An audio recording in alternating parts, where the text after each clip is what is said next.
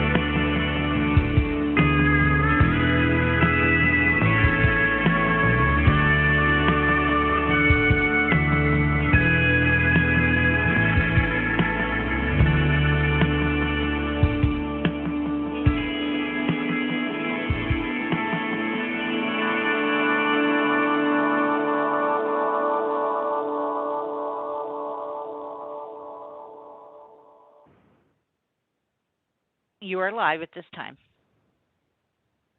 Thank you. Good morning, everyone. Congratulations, of course, to the NASA and SpaceX teams on today's return of Crew 6. Joining us for today's post-splashdown teleconference, we have Steve Stitch, Program Manager of the NASA's Commercial Crew Program, Joel Montalbano, Program Manager of the International Space Station for NASA, Benji Reed from SpaceX, and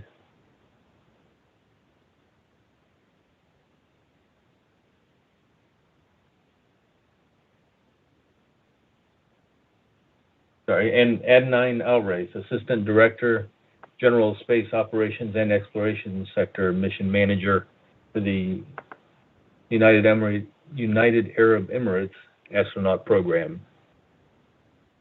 There's going to be opening remarks from each of our speakers, and then we will take questions. For media on the call, star one to get into the question and answer queue. Steve Stitch, over to you. Thank you, Steve, and thanks to everybody for joining us early in the morning here. Hey, really exciting last 24 hours for us here at NASA and SpaceX. It's exciting to have Crew 6 back home, splashing down on our 6th ISS crew rotation mission and our 7th overall mission between the Commercial Crew Program and SpaceX. Busy Sunday, as I said. We undocked at about 7 a.m. Eastern time on Sunday, backed away from the space station. Dragon did an awesome job flying away from the space station.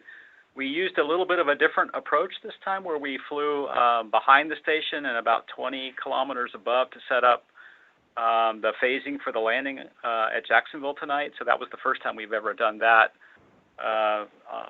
in our history of a Commercial Crew Program.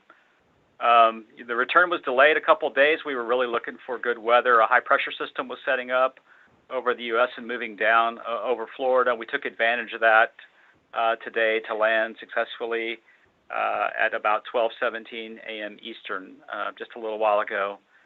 The weather was exactly as we predicted. We've been looking at this weather for about the last 24 to 48 hours.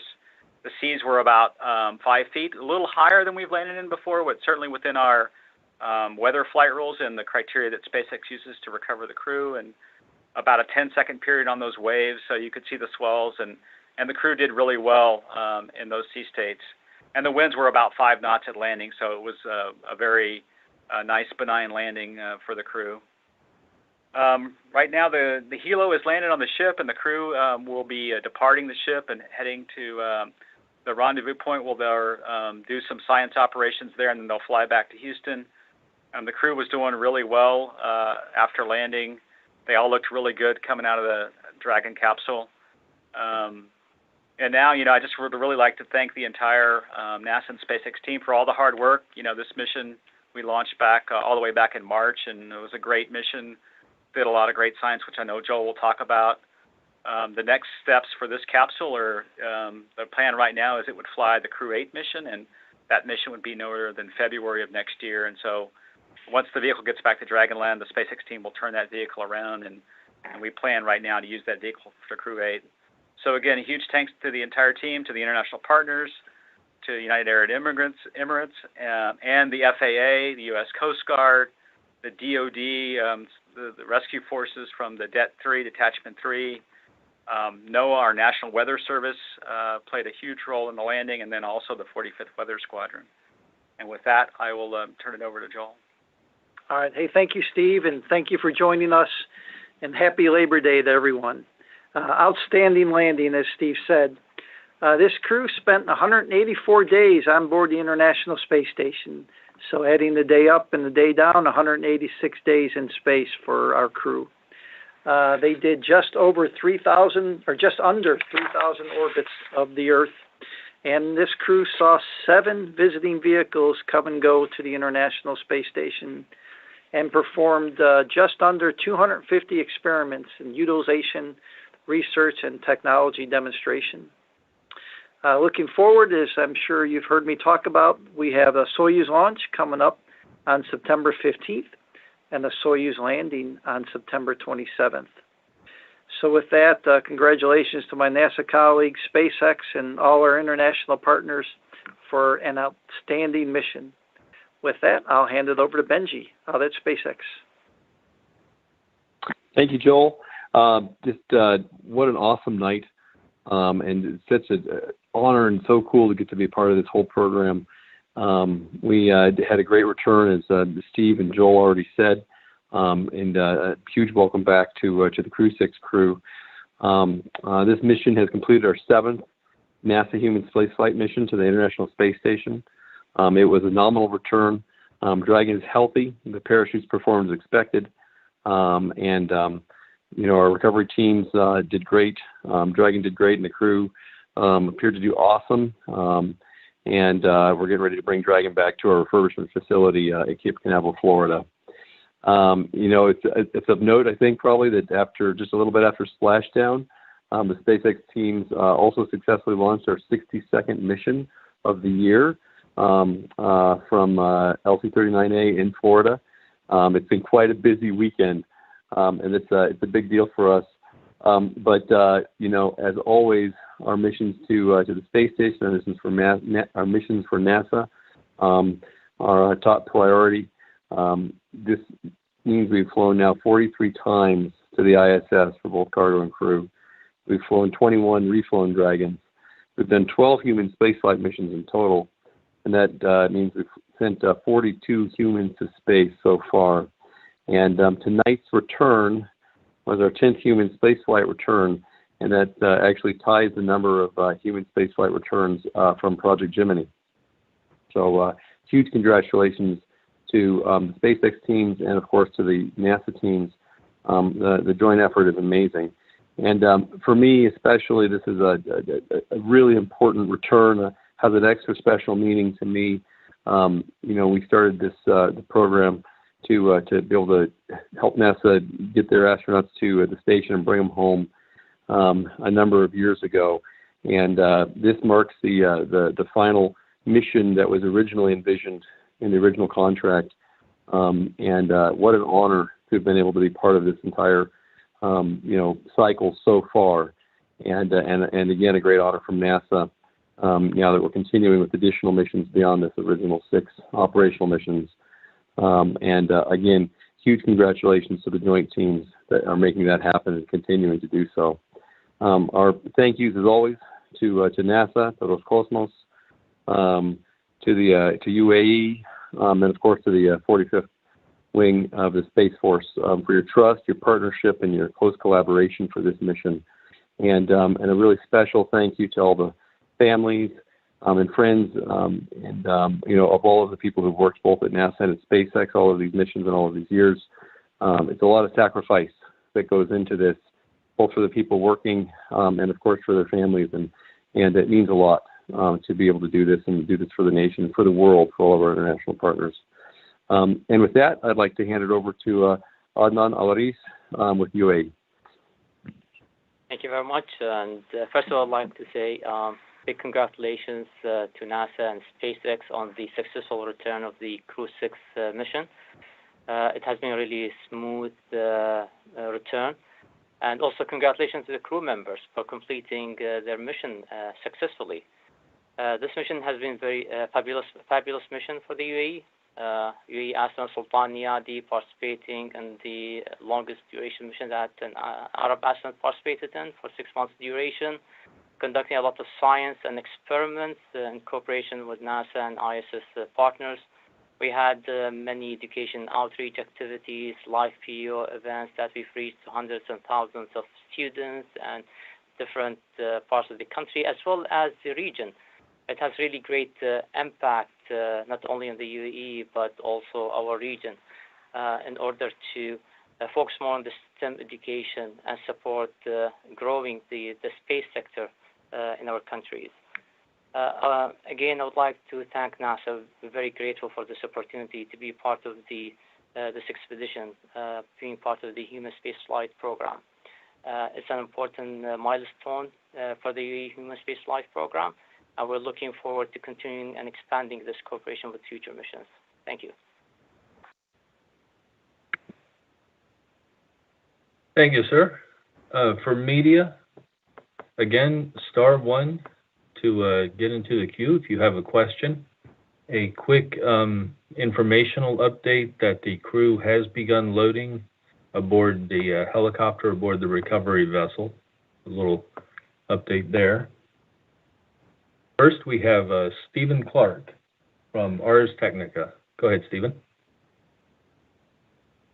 Thanks for taking my question. I think mine's probably for Benji. Are you still planning up to 15 flights per Crew Dragon spacecraft as you get into flying these capsules more and more? Are you learning anything about how they need to be refurbished that could refine that number 15 up or down?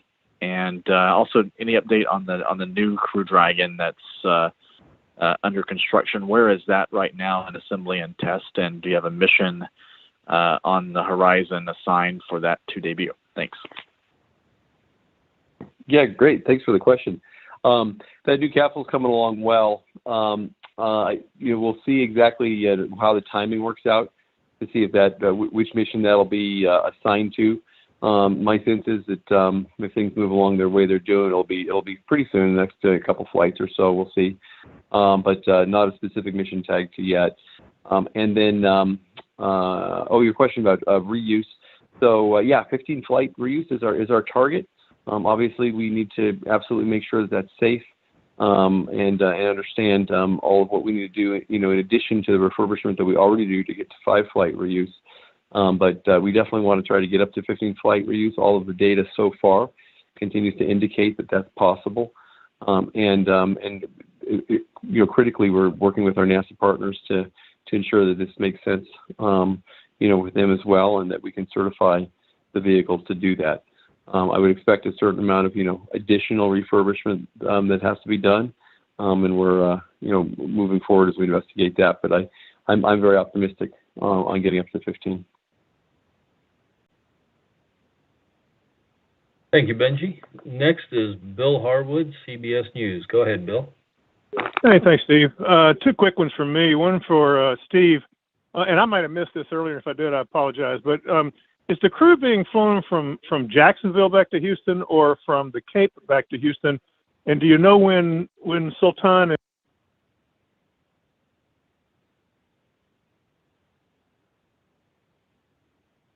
Bill, we heard the first part of your question, but the second part cut out a little bit. I'm sorry, can you hear me now? Yes. Okay, I'm sorry, Steve.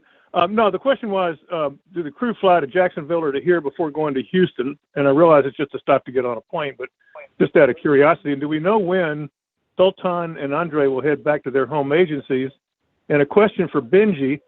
You mentioned the Starlink launch tonight, and I was just curious if there was a reason SpaceX has decided not to put Starlinks on YouTube anymore, the mission audio channel and the webcast, in favor of the X broadcast, which offers some limitations from a reporter standpoint. I just didn't know if that's cost related or manpower or what that was based on. Appreciate it. I'll take the first question and let others answer the other two questions. Yeah, the crew right now, they're going to fly from the recovery ship. They'll get on the helo. They'll fly to Jacksonville, and that's where they'll meet up with the NASA aircraft, and then they'll fly from there back to Houston, and then we'll let. Yeah, with regards to Sultan Niadi, so he'll spend like 14 days here in Houston, and after that he'll be back to the UAE for almost a week. Then again we'll be back here in Houston to conduct the science and experiments in the recovery plans. Great, yeah, and Bill, I don't know. I actually was just paying attention to the data and the telemetry, and so I don't really have an answer to your question, but thank you. Okay. Okay, thank you, folks. Next is Marcia Smith from Space Policy Online. Go ahead, Marcia. Thanks so much. Can you hear me? We have you loud and clear. Okay. So I had a follow-up to Stephen Clark's question about reuse of the Dragon. So you're going to fly this one again in February, which is, I think, just 5 months from now. So I'm curious, what is the turnaround time that you're aiming for? Is 5 months sort of the standard that you're going to have for the future, or are you trying to make it 4 months or 3 months? I'm just curious as to how quickly you can turn these around. And on a completely different note, I had a question for Joel about Frank Rubio's return, because he's getting ready to come back. And I'm just curious, are there any special procedures or preparations that he needs to go through getting ready to return, because he's been there for a year instead of 6 months?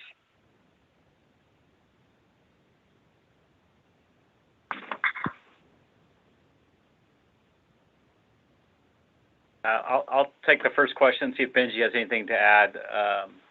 Yeah, let's see. For this particular Crew Dragon Endeavor, Crew 8 will be the 5th flight of that vehicle, and we've already certified the vehicles for 5 reuses, and so we'll go through that process. This is about the typical time to turn the vehicles around. Certainly 5 or 6 months is certainly easily achievable to turn the vehicles around based on what we've seen from SpaceX. We'll work hand in hand with Benji's team and SpaceX as we work through the different things on the vehicle that will. One of the things we want to really do when we get this vehicle back is, we've talked a little bit about the prop system and corrosion on the valves, and we'll want to look at those. Of course, that problem was discovered after this vehicle was already in space, and so we'll take a little bit of time to look at that system and then get it turned around. And the target again is the Crew 8 flight no earlier than February. And I'll hand it over to Joel for the second part of the question. So, hey, good question. Thank you. Frank, Dimitri, and Sergey will be up there 371 days when they land. So they'll do the standard fluid loading that all crews do.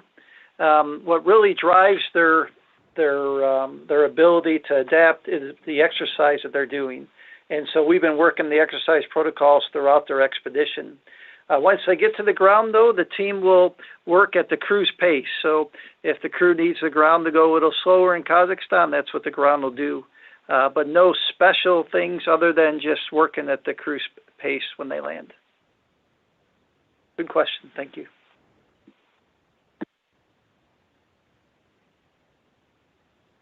Thank you, folks. Next, we have Will Robinson Smith of Spaceflight Now. Go ahead, Will. Yes, hi. Thanks for taking our questions this evening. I guess a question on performance for this particular Dragon. In the pre-return conversations, one of the items that was being launched in addition to the valves with the parachutes. So I was wondering if either Steve or Benji could comment on the performance of the chutes tonight and if that was pretty much in line with what you were hoping to see. Thanks. Yeah, sure. I can jump in, and then Steve can add to it. Chutes look really nominal, look great, really beautiful. The velocities of during deploy, drogues and mains, and then overall the deploy. We're not tracking any anomalies or anything that looks out of character. Obviously, we'll look at the data very closely. The telemetry data and the recorded data. We'll look at the video, all the various videos closely, and make sure. But everything was great so far. And I don't have much to add, Benji. I mean, both the drogues look like they deployed nominally. It's a little hard to see in the IR imagery. We'll go review all that data. The mains deployed just fine. They all seem to inflate nominally about at the same time. And as Benji said, the descent rates were nominal right down the middle. We'll do what we always do. SpaceX will recover those chutes out of the water, get them back on the ship. We'll take them back. They'll go back to the vendors. They'll get inspected by the joint SpaceX and NASA teams. And we'll look at the chutes and then we'll also look at all the imagery in much, much detail and make sure that that's what we continue to do every flight. We continue to learn step by step on each one of these flights. But in real time, everything looked very nominal.